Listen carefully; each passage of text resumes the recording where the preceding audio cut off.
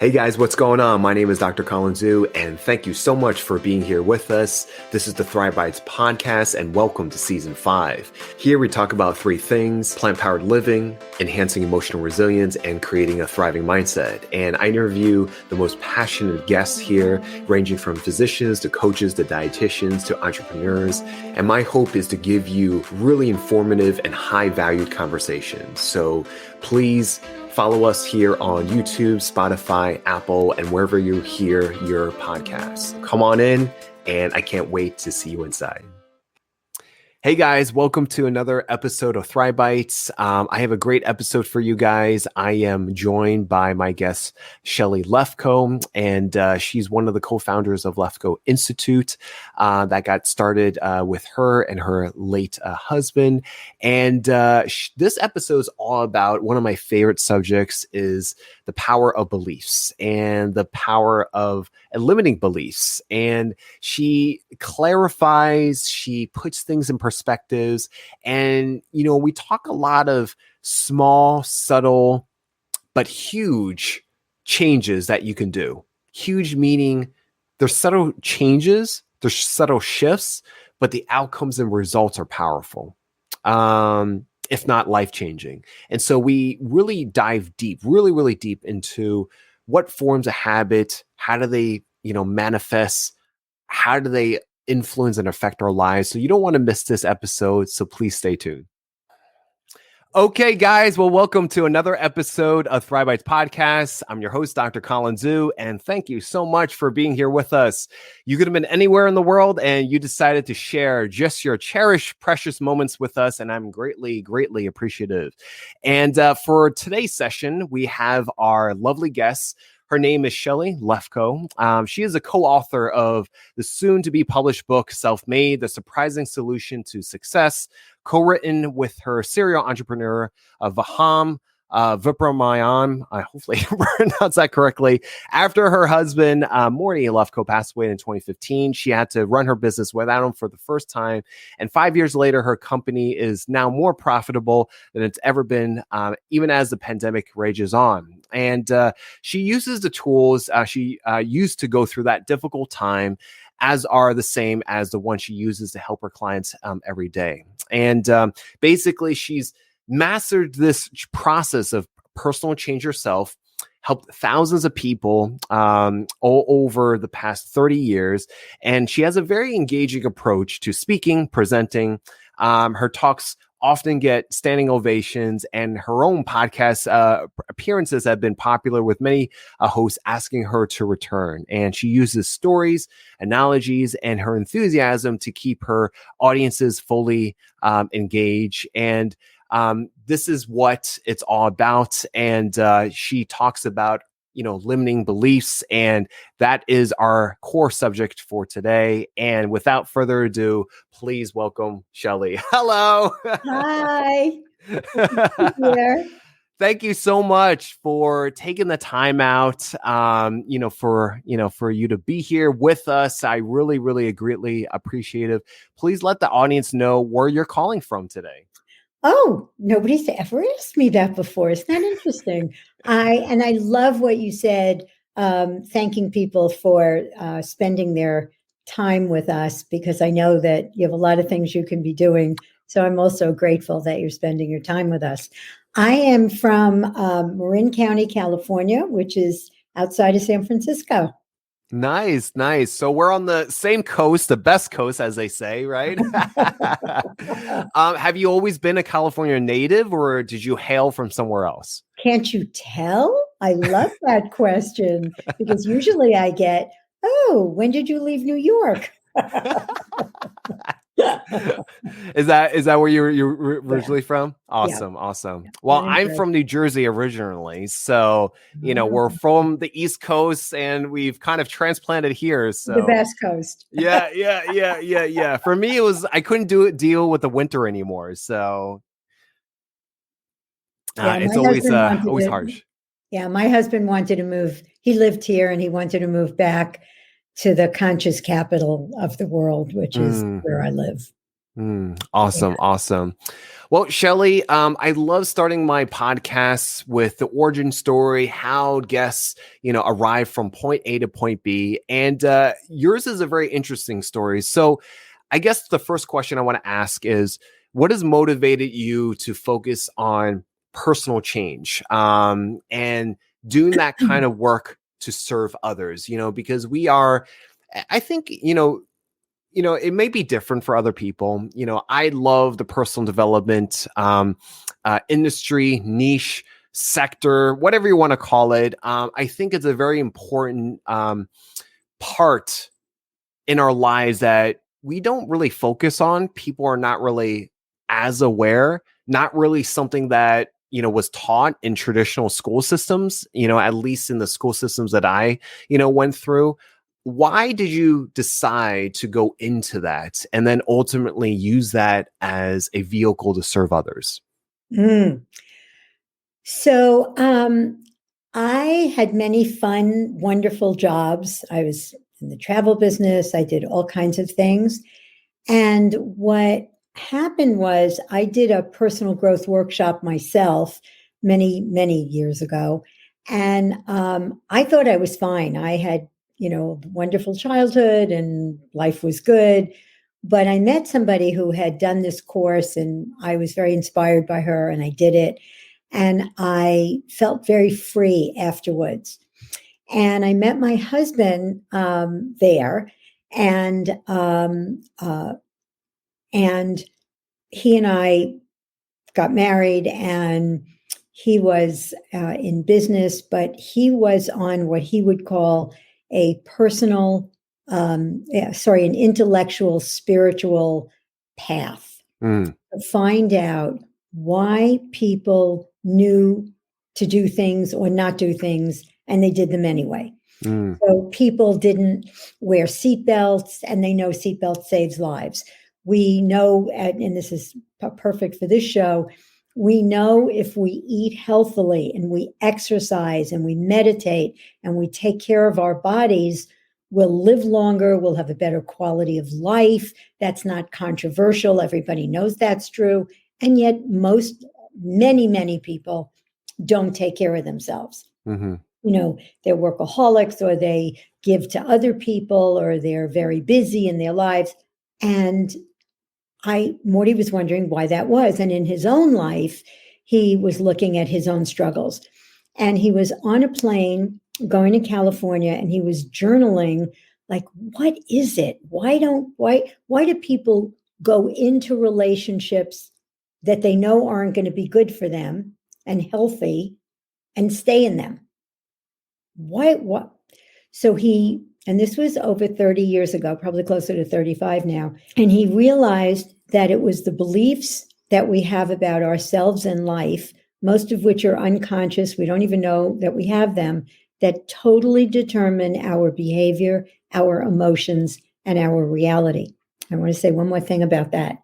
Now, that's common knowledge. Most people know that if you don't change beliefs, change is very hard. But in those days, I would say, what do you do? I help people eliminate negative beliefs. And they would say beliefs like religious beliefs. They didn't even know what I meant when we started. So he did the process with the people that he was going to be interviewed by. They hired him. He came home and he said, Shelly, I have to show you what came through me, which is how he said it. And he did it with someone. And he did it with a woman, a friend of ours, who said she wanted to get married. She wanted to be in a relationship, but it just never happens.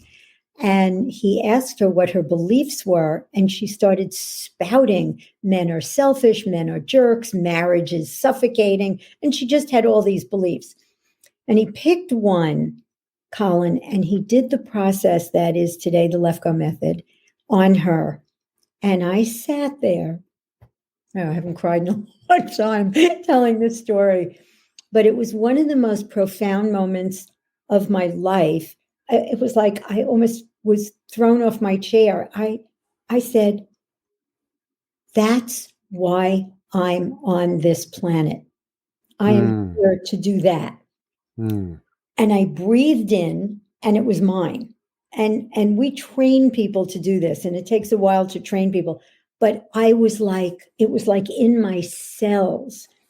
And why I do it is there is nothing to me rare, just other than being with the people that you love, that is as satisfying as watching people, what I say, become free from what, like, it's like getting out of chains. I mean, I never used that metaphor before. I was thinking on ball chains. Yeah. but it's like the chains come off you. And, it's like when I got rid of the belief, what makes me good enough is having other people think well of me. All of a sudden, I became my authentic self, and my attention's not on me anymore. It's like, you may like me, your audience may think well of me. I hope I give them value, but what they think of me doesn't define me anymore. So I'm able to serve and have my focus be on others because I'm not worried about what people think. So I could go and, as we talk, I'll tell you, I'll give you more examples of what I mean by a belief and what beliefs cause what behaviors. But that's why I do it. I'm doing it over 30 years, and there's never a day where I'm not in awe of the power of getting rid of beliefs. Yeah. That's very, very interesting. I appreciate you sharing that story. And, and that, sounds like it got started with your late husband. And I can tell he's made a significant impact. I think that's incredible because we don't really have too many moments like that. And when you do have moments like that, and I call them light bulb moments, you can call them epiphanies, or like realization. When you have moments like that, I consider them as opportunities, right? And it's almost like you have to be either one, aware, and then number two, you have to have the foresight in terms of knowing what to do with that information. So to me, it's kind of same thing with the opportunity. You decided, that you had this light bulb moment and you decided to run with it, meaning that it was something that produced a change. And then you decided that, okay, it's fulfilling enough for me that I want to continuously create change, not just in myself, but also for that in others to, almost continue that cycle, to create light bulb moments for others, you can use other words for it, but, I think that's significant. Yeah, my light bulb moment was what it was. And I had to get rid of the beliefs that were stopping me, and not so much stopping me, but getting in my way of being with people authentically, of telling the truth. I was just telling a client right before we got on that before I got rid of the belief that I just shared, what makes me good enough is having other people think well of me. I was in a first session with somebody, and I said to her, "That's your work. That's what you need to work on." And she said, "Well, that didn't make me feel very good about myself."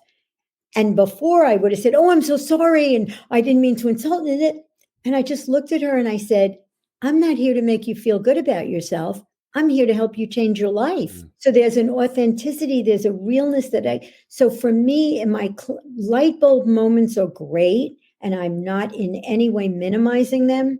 But what I will tell you is if you have beliefs in the way, you will not be able to utilize your light bulb moments. So for instance, if you have a belief, which almost everybody does, and I don't care if you tell me you don't, I will prove to you that you do. Mistakes and failures are bad. If I make a mistake or fail, I'll be rejected. Two of the most common beliefs people have. Now, we all read the books. Everybody knows all the sayings and the failure and the blah, blah, blah. I will tell you that evidence doesn't get rid of beliefs. I've worked with 5 Harvard PhDs who had the belief, I'm stupid. And there's a reason, and I'll explain it later. Our beliefs live so a belief is a statement about reality that you believe is the truth. So it's not maybe, I don't know, It's the truth. That's what a belief is. And when you have a light bulb moment and you go, oh my God, I have this idea. If you have the belief that mistakes and failures are learning opportunities, and if I fail, I'll just try again. You learn, Richard Branson says, if you're not failing a lot, you're going to be mediocre because you're doing what you did yesterday. You have to fail. And if you have beliefs that are consistent with going and running with it, you will. And if you have the belief, I'm not good enough, I'm stupid, I'm not smart, I don't have what it takes, you won't. So the light bulb moments will either happen, you will either act on them or not, depending on your beliefs. Yeah. So you naturally progressed into my next question. So if that's a belief, how would you define what is considered a negative or a limited belief? How would you define that for our audience? So a belief is a statement about reality that you think is true.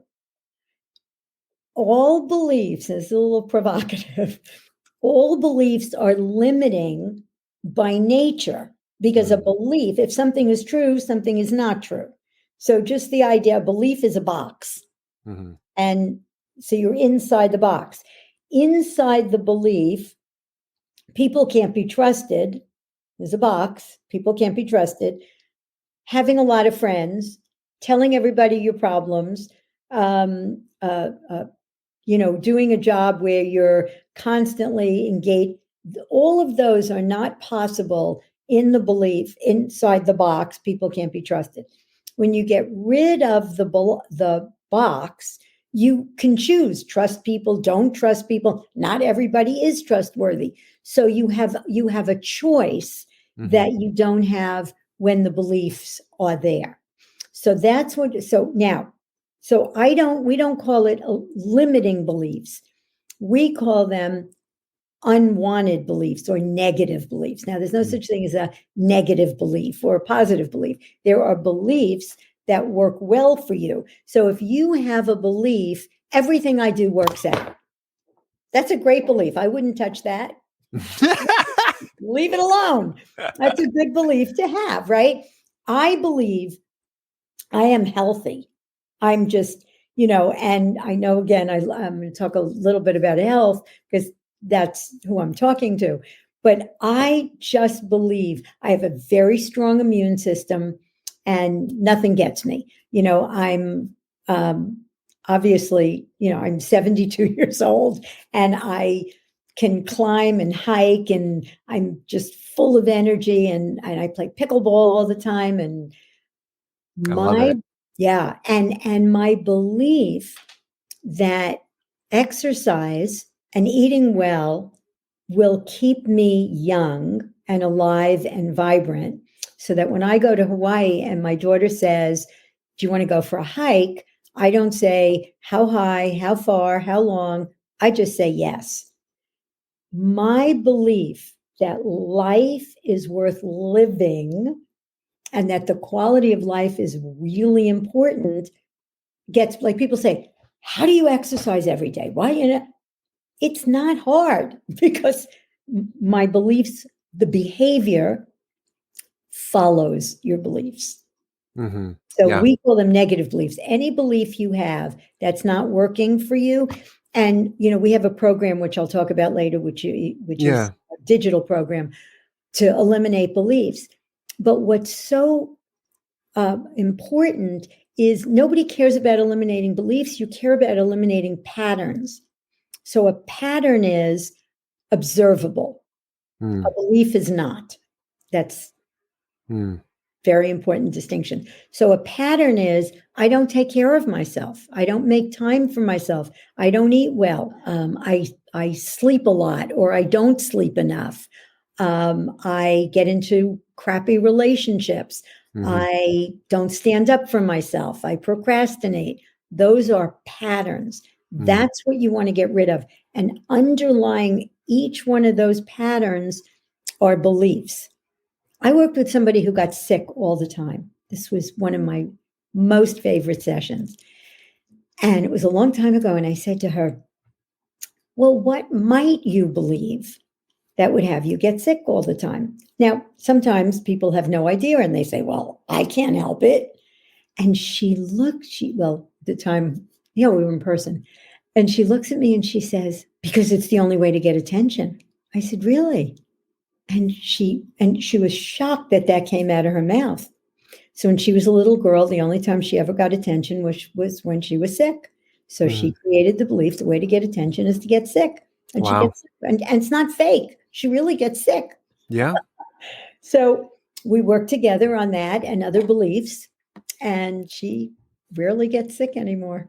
Wow. Wow. Pretty exciting. Yeah. I mean, though, we do a lot on this podcast to help people know that, we can't separate the mind, the mental, the emotional from the physical. I tell people that, they're all housed under one body. How are they separate? If they're all housed under one, I don't know, what would you like to call it? A casing, a container? I like to use car analogies. So, for me, it's like, the body's a car, the mind's the driver, but they're one and the same. They work with each other. They work tandemly. That's right. So that's a great example of how when you set your mind on a certain belief, and thank you for clarifying that it can be limiting, right? But you could leverage it if you have a more of a positivity with it, right?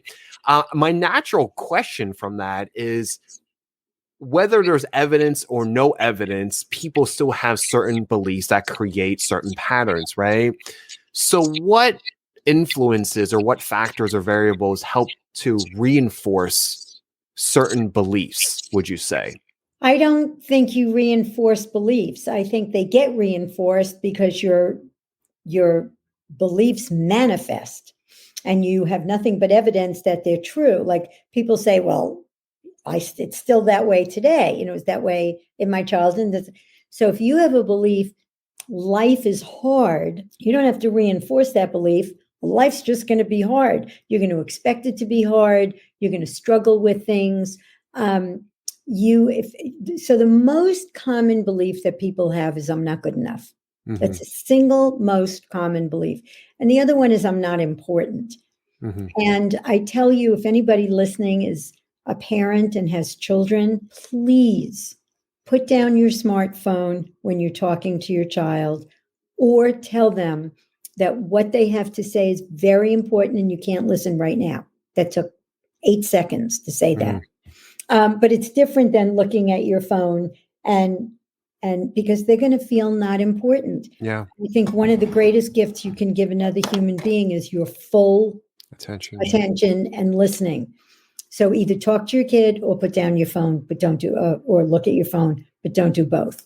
Mm-hmm. And so when we're children, we very rarely get the attention that we want. Parents are busy and, parents are working and they're not there. So I'm not important and I'm not good enough are very common beliefs. And we don't have to reinforce them because, and this is something that becomes more real if you play with, and I'm going to give you a free opportunity to eliminate a belief, but it's going to be much more real when you do it, but I'll explain something, why beliefs. So I know you're going to ask me this, why beliefs, why is it so hard to get rid of beliefs? Mm-hmm. We come into this world. We don't know if we're good enough or not good enough, Colin. We don't know if we're important or not important. We don't know if we're smart or not smart. We don't know if the world is safe or dangerous. We don't know if money is scarce and hard to get or comes to us in abundance. And we come into this world and we observe our parents. And it could be a single parent, it could be gay parents, it could be any parent. And depending on what culture you get raised in, like Asian culture is a very specific culture. And a lot of Asian people have the same beliefs because there's a lot of pushing to achieve. Mm-hmm. So what makes me good enough on my achievements? I have to achieve. If you're born in a big family, Catholic family maybe, or where there's a lot of kids, the oldest child gets acknowledged for taking care of the siblings. So they believe what makes me good enough is taking care of people. So our beliefs get formed based on what we see when we get here. So let's take it down to the simple. Okay. I'm not good enough. What is the one word question? You have kids, Colin? I do not. Okay. So the one word question, and if I asked your audience, they would all answer this. The one word question that every 4-year-old asks all day long, every child. Why? Why is the sky blue? Why can't I have dessert? Why can't I play? Why do I have to do my homework? Why do I have to go to sleep? Why can't you play with me? Why do you have to go to work? Why is mommy and daddy criticizing me all the time? Why can't I live up to their expectations? Why are they angry at me? Oh, I see. I'm not good enough. This is why beliefs don't need to be reinforced, because we think we saw our beliefs in the world. And when I say to clients in any country, every culture, we've worked with 150,000 people over, have done our natural confidence program. Doesn't it seem like you saw? I'm not good enough. Everybody says I did see it. Oh, I saw it every day. Now, anything you could see has a color, shape, and location. Yes? Mm-hmm. You cannot see a belief. Mm-hmm. So I have to be careful of double negatives. It is impossible to not believe something you think you saw. So if somebody said to you, Shelly has black hair, you'd say, no, she's a redhead. And they'd say, no, she has black hair. And you'd say, nope, I'm telling you, she's a redhead. Mm-hmm. I saw that. Santa Claus, the Easter Bunny, the Tooth Fairy. We think we saw Santa Claus. And you believe that for 8 years. When you get, I never saw Santa Claus, Mm-hmm. I made that up, the belief is gone. So the trick is to know what beliefs are causing what pattern. Mm-hmm. And getting rid of them by getting that you never saw that belief. Now, there are steps to get there and loosen it and make it safe and all that. But ultimately, that's why our beliefs stay with us. I saw that I was stupid. No, you saw being in a certain school at a certain time, getting or not getting support from parents, learning in whatever, in auditory learning style, you got certain grades. And in certain families, that's a B. And in other families, it's a D or a C or an A. It's all depending on your parents' values. Mm-hmm. You know, I have many clients whose fathers used to say, well, you got an A, why didn't you get an A plus? Mm-hmm. Mm-hmm. So you can't see I'm stupid. You can see getting certain grades in a certain environment at a certain time in your life. But the only place I'm stupid ever existed was in your mind. That's very it's I'm glad that you broke that down. It's I can see how the unraveling of that process is very worthwhile, because if you are unable to really break it down for people, it's harder for them to kind of get out of that pattern. You know, it's kind of like, you know, you're on this continuous hamster wheel of a belief pattern, and unless someone tells you that you don't have to, you know, there maybe is no hamster wheel. You know, they're going to keep running it, you know what I'm saying? And it's mind-blowing to me how certain beliefs come to fruition, and then thereby the pattern is manifested, you know, from that. So I think that's a very important distinction to make. Yeah, I want to add one more thing. And this, I should always say this at the beginning and I forget. There's a belief that people have that change is hard and takes a long time. And so they don't believe anything is really, yeah, this works for other people, but not me. Or, oh, change is going to be hard. So we look at where that belief comes from, which is I've tried to change. I've done everything, as all my clients say to me, I've done everything, Shelly. Why does this work? Because in all the times that you've ever tried to change a behavior or an emotional pattern like depression or anxiety, you have never successful, I'll ask you, in all the times you've ever tried to change, have you ever successfully eliminated the beliefs that were causing the problem to begin with? Because if you, thank you, because if you haven't, the change is hard. But once you eliminate beliefs, change is effortless. Effortless. When I got rid of mistakes and failures are bad, and I'm not capable, and it just, I tried things that I wouldn't try before. I did things willing to fail where I wasn't before. The new behavior was automatic. I had a client once who got rid of the belief. Actually, my husband's ex-girlfriend was visiting us when we lived in Connecticut, and we had a beautiful pool. And I said, you want to go for a swim? And she said, oh, no, I have a terrible fear of water. So I said, really? And so she almost drowned when she was a kid, and she had the belief water was dangerous, and we got rid of the belief. And normally I would think a person would go to the water, put her foot in, next time her leg, next time, and at some point she would be swimming. She literally walked into my bedroom, borrowed a bathing suit, went out to the pool, and jumped in. It was crazy. And that's not typical. But it is the power. Once you eliminate beliefs, change is easy.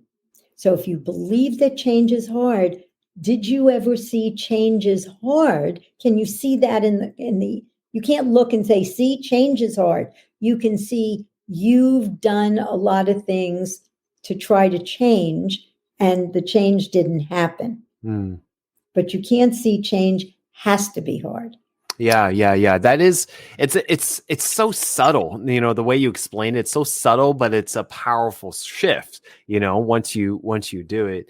My question that I've thought of, is, besides beliefs, are there other, I want to say, blocks or obstacles that impede, or inhibit someone from achieving a goal or an aspiration? Is there something else besides just beliefs that we make up for ourselves that really inhibit us from achieving the next level of who we want to be?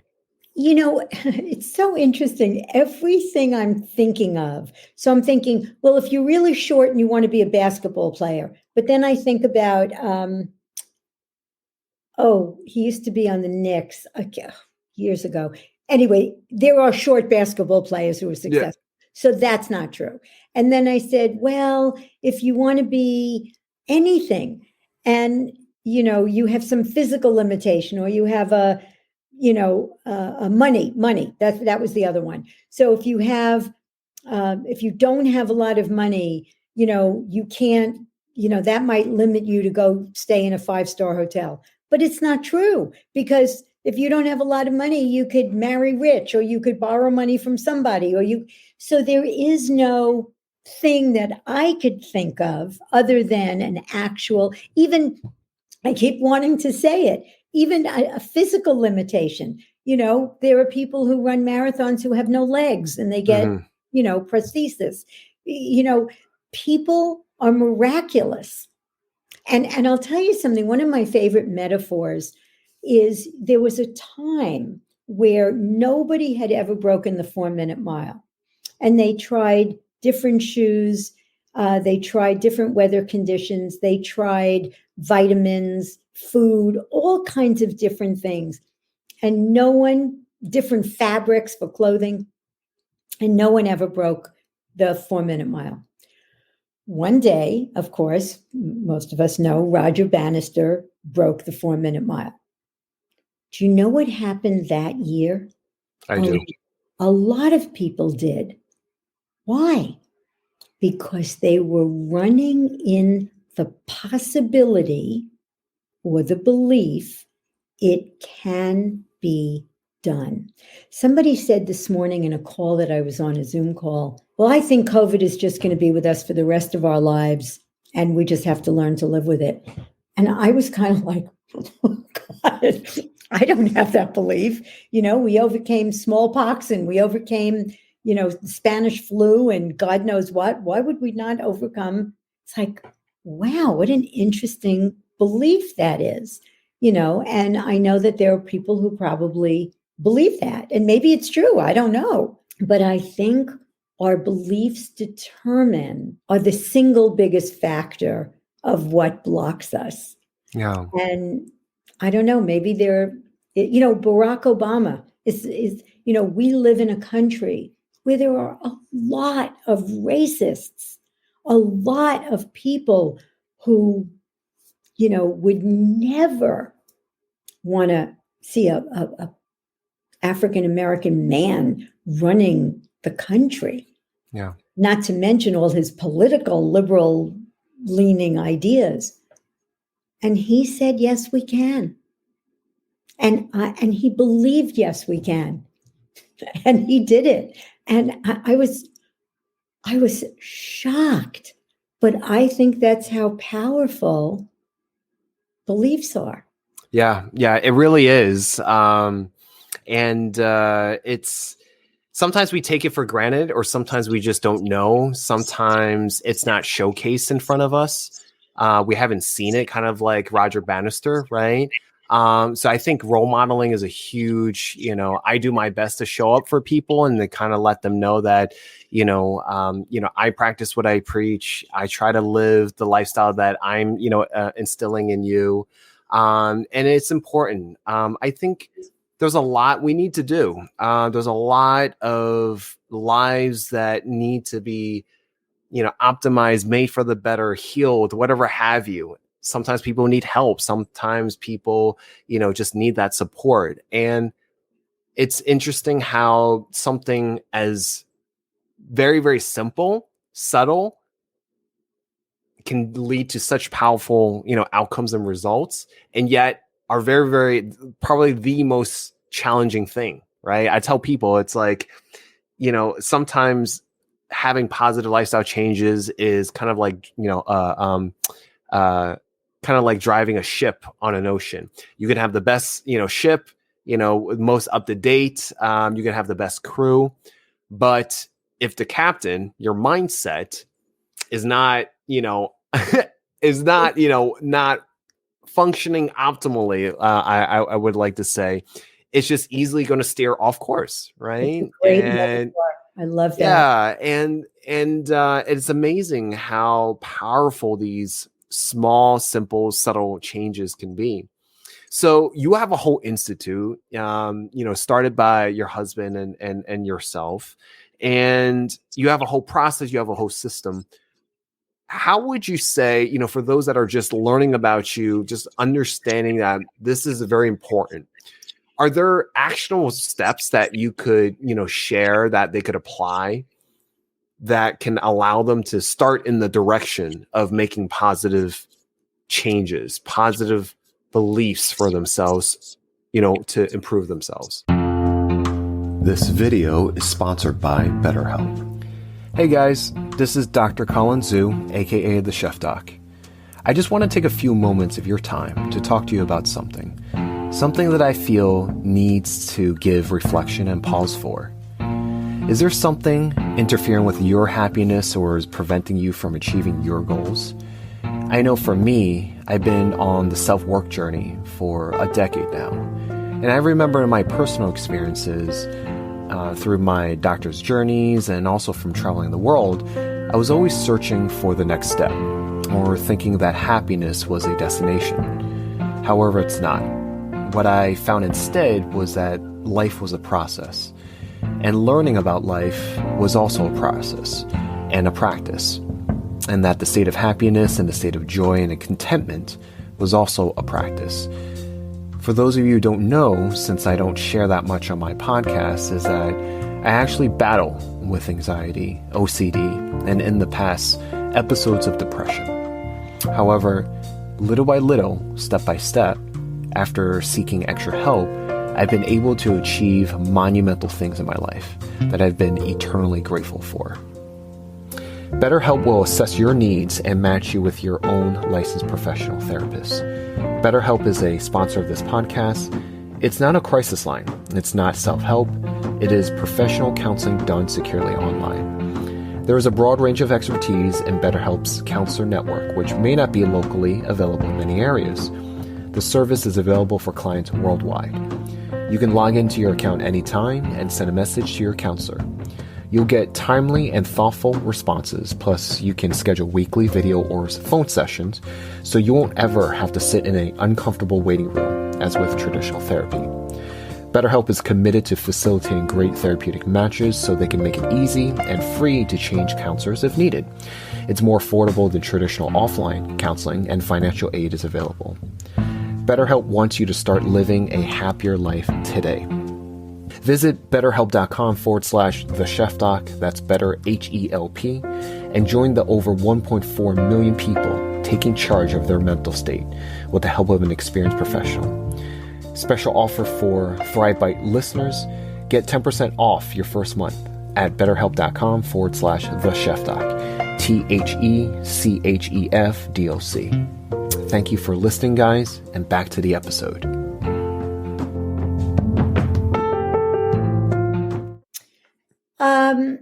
No.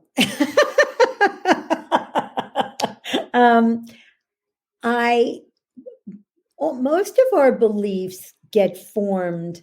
I mean, I will give you something to think about, which is opening up a whole new can of worms, but I will talk about it. Our work is based on the premise that events have no inherent meaning. Meaning is in your mind. So if somebody comes into a room and doesn't speak to you, what might you automatically think?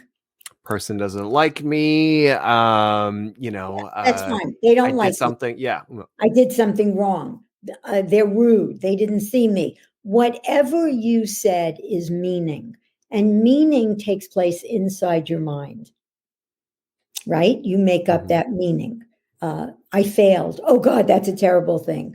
A good example, I was working with an Orthodox Jewish person this morning, and we were talking at the end a little bit about religion and beliefs. And I said, I can't hug you, can I? And he said, oh no, that's not respectful. And I said, isn't that interesting? I think hugging somebody is the most respectful thing you can do. So our perception, the meaning we give different things, ultimately comes from our beliefs. So you always want to get rid of beliefs, and then if you believe dogs are dangerous, dog comes into the room, you're going to give it the meaning that dog's going to bite me, right? Or health. If you believe something terrible is going to happen to me and you get a headache, you automatically think it's brain cancer. That's the meaning you give the headache. All of our feelings come from the meaning we give events, meaningless events. It's not to say it doesn't matter. My husband died. It mattered to me. It was terrible. I missed him. I miss him. I loved him. He was an amazing human being. But the fact that he died doesn't mean I'm going to be alone for the rest of my life. I'll never love again. I'm going to starve to death. My business is going to die, which a lot of which I thought. The meaning is always in your mind. The fact that he died, not that it doesn't matter or it's no big deal. What meaning says is we don't know anything for sure because anything happens. So anytime you have a negative emotion, and this is a way to live more positively for sure, anytime you have a negative emotion, stop and ask yourself, what just happened? What meaning did I give what just happened? Mm-hmm. Come up with one other possible meaning. And then get that the event has no inherent meaning. We don't know anything for sure because that happened. And I'll give you a 2-second great story, again, about health. One of my clients had an 11-year-old daughter, and she had violent stomach pains. Mm-hmm. And she takes her to the hospital, and she starts to panic. Mm-hmm. And she was in our occurring course, which is a course where we teach people how to master this. When you do the process, if you do the free belief, you'll get to do this. And she stopped and she said, okay, what meaning am I giving my daughter's pain? Something is terribly wrong. What else could it mean? She has gas. What does it really mean? What do I know for sure? Because she has nothing. Takes the daughter to the hospital. They're there for hours. Doctor finally comes in and she's talking to her daughter and they're whatever. Doctor comes in and says, she's fine. You can take her home. And her daughter turned to her and said, Mommy, thank you for not being scared, because if you were scared, I would have been scared. And she said, this was so much easier because I felt that you knew it was going to be okay. She said, Shelly, the difference that it made to get rid of the meaning, the fact that she had stomach pains doesn't tell us anything about what's going to happen. So if you get a headache or you sneeze, oh God, I have COVID. Wait a minute. What happened? I sneezed. What meaning does it have? Nothing. Could mean I have COVID. It could mean I have a cold. Could mean I got a chill. But the fact that I sneezed doesn't have meaning. Mm-hmm. And then the emotion goes away. And then you can deal with it. Don't deal with it. You know, if your spouse treats you badly, and you go, they don't respect me, or your child talks back to you, they don't respect me. Well, it could mean that, and it could mean they're having a really bad day. But the fact that they're talking to you that way doesn't have inherent meaning. So that's just a tool to use on a daily basis. Another way to do it is to just get the event is over there, the meaning is in here. Mm. My husband did a TEDx talk where it's called How to Stop Suffering. And that's the way he teaches it, is just get the meanings in your head. The event is over there. Mm-hmm. And the emotion will go away. And ultimately, when you do eliminate beliefs, money is scarce and hard to get. Just get rid of the belief and you will not give the meaning when you look in your bank account. Oh God, I only have this much money. It's like, you won't have to do what we call the occurring process because you just won't give it that meaning. Yeah. That's awesome. Thank you so much for that. I appreciate it. Shelly, we're coming up to a close and, we could definitely go on forever. But one of my favorite questions to ask my guests is, because here on this podcast, it's all about creating a thriving mindset. Are there some rituals, routines, some habits for yourself that, you do on a daily basis that help you thrive? Yes. The one I just said, the occurring, helps me thrive. It's actually what got me out of bed when my husband died, is to keep looking at what meaning I was giving it. So that was very helpful. I find gratitude to be one of the most helpful ways to be in life joyfully. Because no matter what happens, when you look at your life, most of us have roofs over our head. We have food in the refrigerator. Hopefully we have people in our lives that we love. We are so blessed with so much to be grateful for that anytime I feel sorry for myself, I stop and I say, like my husband died and I felt terrible. And I went, Shelly, you had a 35-year marriage that was magnificent, that you were loved unconditionally and adored. I have healthy children. There's whatever it is in your life, if you stop and think about what you're grateful for.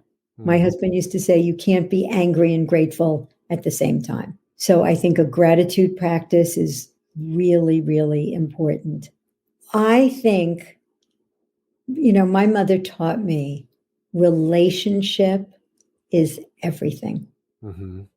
And having friends and people that you love, that care about you, that you care about, I find to be, during COVID, what kept me sane was hiking. I couldn't go to the gym. I'm a gym rat.